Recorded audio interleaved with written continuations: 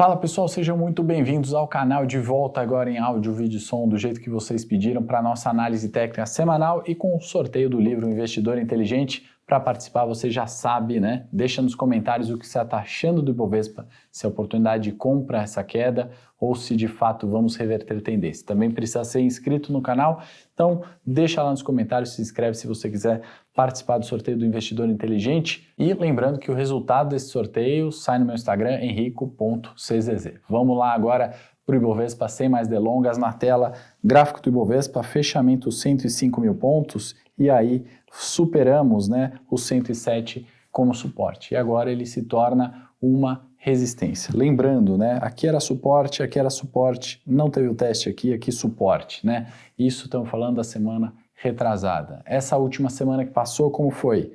Teste de resistências, né? Até no dia de euforia dos 108 mil pontos, pós-Copom na quarta-feira, pós-Fed também na quarta-feira. E aí a gente fechou aos 105. Isso nos diz que agora repique de preço seriam 107 como resistência. Temos um suporte muito frágil aos 104 e abaixo deles apenas os 100 mil pontos.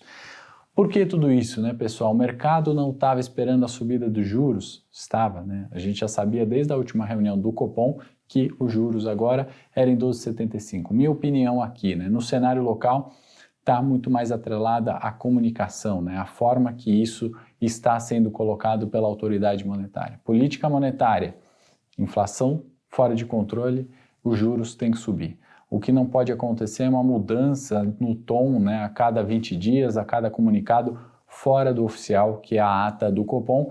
A gente vai discutir mais sobre isso na próxima semana, quando sair a ata oficial. Então, tendência de baixa dos 121 mil pontos até os 105. A gente zerou os ganhos do ano, né, em bolsa, abrimos praticamente aos 105 mil pontos em janeiro, e aí repique de preços até os 107 ainda é possível nessa semana. Começa a análise dessa semana com B3, né? O gráfico aí está na tela e a gente está vendo essa queda extremamente significativa, foi buscar os 11,77, B3 que tem uma correlação muito forte com o nosso Ibovespa, né? Se a gente falar ali de bolsa 120 mil pontos, a gente fala de B3 a R$16, né? Com bolsa a 105 a gente está falando de B3 a 107. Eu trouxe os desenhos passados aqui, eu vou estender o canalzinho de baixa, né? A partir do fechamento da última semana, fica mais claro, né, a gente observar que B3 tende aos 10,46, né, que é o último suporte mais relevante do papel. Como resistência, a gente tem o último fundo, que é justamente 12,50. Né? Então, muita atenção para quem está comprado em B3, repique de preço nessa semana encontra 12,50 como resistência, suporte, além da mínima, fechamento de sexta, 11,77, suporte mais relevante em R$10,50, R$10,46. Ambev agora na tela, né? A gente vem desenhando, né, comentando sobre margens decrescentes, né, no fundamento, tem vídeo no canal, como eu sempre falo aqui, basta olhar, é uma visão de curto, médio e longo prazo, aquele vídeo não vai vencer. E o canal de baixa que a gente tem aqui nas linhas amarelas, né, que a gente veio comentando, conversam muito bem com as margens decrescentes de Ambev, né. Como suporte mais relevante agora, R$13, né, praticamente chegamos ali, e repique de preços para os R$14, né? Então, R$14 são a resistência imediata de Ambev. Acho possível um repique de preços. Ambev caiu bastante, né, na última semana especialmente, mas vem caindo já há algum tempo. Repique de preço possível para Ambev, né? A relação risco-retorno para vendas não é favorável, então é proibido vender nessa semana. E a resistência dos R$14 é um ponto extremamente relevante, né? Ora suporte, ora resistência em Ambev. JBS agora na tela, né? Eu trouxe aqui todos os estudos, né, que a gente fez ao longo dos últimos dias, das últimas semanas, para comentar pontos importantes. Primeiro é a linha verde, né? Vocês já devem saber que são os R$38, a resistência mais relevante de curto. O segundo suporte são os R$36, né? Esses dois pontos não se alteraram, né? Vai ficar bagunçado agora porque a gente tem que entender essa consolidação de preços. E aí os retângulos aqui amarelos, né, a gente quer mostrar o quê? Apesar dos testes, né, da resistência, né, antiga resistência, R$38, a gente tem testes que podem ultrapassar, né? Isso na análise técnica não é uma confirmação, né? Toda essa zona amarela aqui não é uma confirmação de rompimento dos R$ 38. JBS volta a cair na última semana, não porque não tinha áudio, né? A gente fez só o estudo técnico, a gente comentou nas outras sobre o custo subindo, né? Commodity subindo, e não é só o boi que está subindo, né? Que é o que a JBS mais exporta, o frango, etc.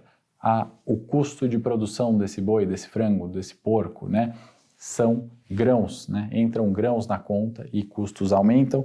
A gente está testando agora o que? Os R$ 36, da mesma forma que a gente testou aqui. Isso não é um rompimento, né? Esse movimento que aconteceu, por mais que o fechamento foi 35,43, os preços voltaram, né? Esse pavio denota justamente essa força compradora numa região de suporte. O que nos diz isso? 36, resistência imediata. Tudo isso aqui é o teste dos 36. Muito cuidado com as vendas, né? Eu estou falando, mercado em queda, todo mundo também querendo vender a descoberto, mas atenção nos pontos de suporte e resistência, é a melhor forma da gente gerenciar risco no curto prazo. Petrobras agora, né? 11% do nosso Ibovespa só nesse papel, e a gente tem defendido Petrobras desde janeiro, né? Seja na análise técnica, no fundamento, seja nas nossas recomendações.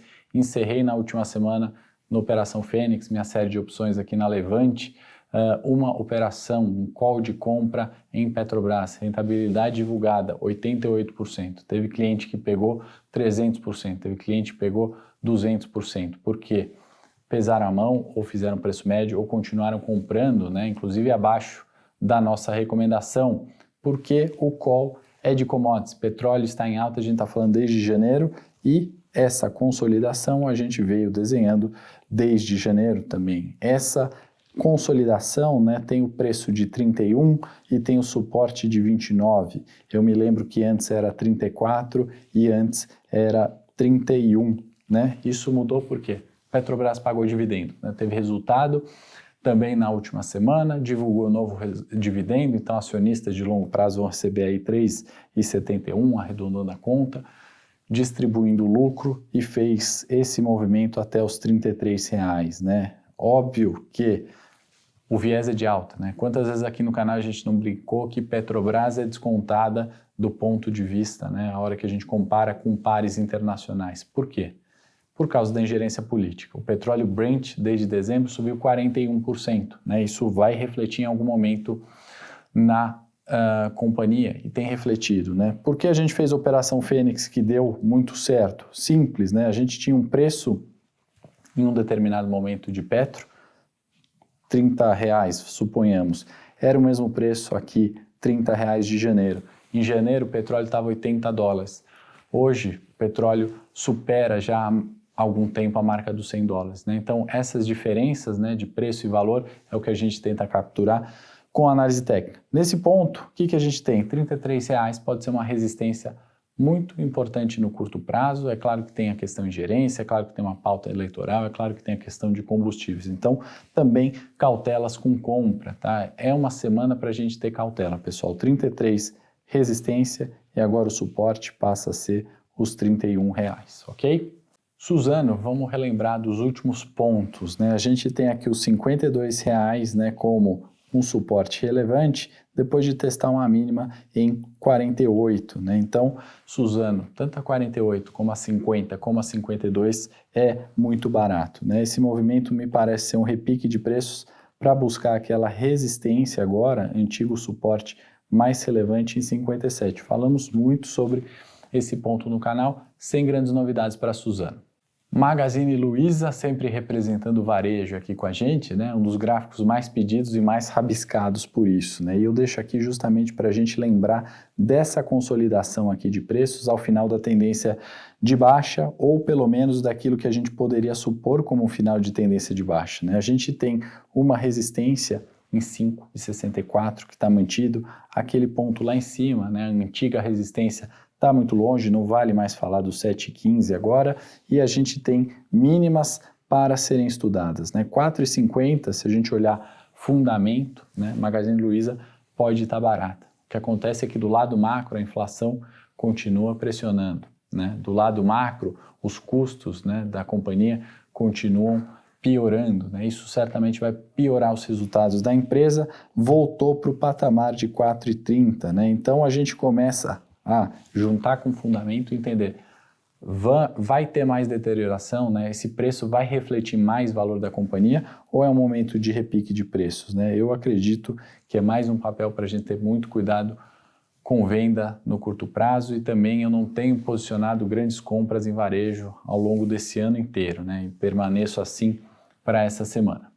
E a VEG veio buscar um suporte, né? Um suporte bastante relevante, onde eu falo com tranquilidade que por fundamento a R$ 27,00, VEG é barata, né? Então vamos nos atentar aqui, né? Pode ser uma oportunidade de compra para a semana? Sim. Um repique de preços é possível? Sim. Onde ele vai encontrar resistência? Apenas em 32. Então, esse tipo de operação começa a ter uma relação de risco-retorno favorável, né? Você consegue colocar um stop muito curto abaixo dos 27 e você tem uma possibilidade, né, caso um repique de preço aconteça, que te proporcione um lucro maior que o stop. Mas muito cuidado, não é uma recomendação, né, vale ressaltar isso, o fim do canal e o fim desse vídeo é estudar os ativos do ponto de vista técnico, né? Vale lembrar que outro dia VEG estava na casa dos R$ 36,00 e caiu bastante. Não quer dizer que caiu bastante tem que subir, né? O momento, né, pegar a faca caindo, como a gente fala na análise técnica, nunca é a melhor estratégia, né? Então,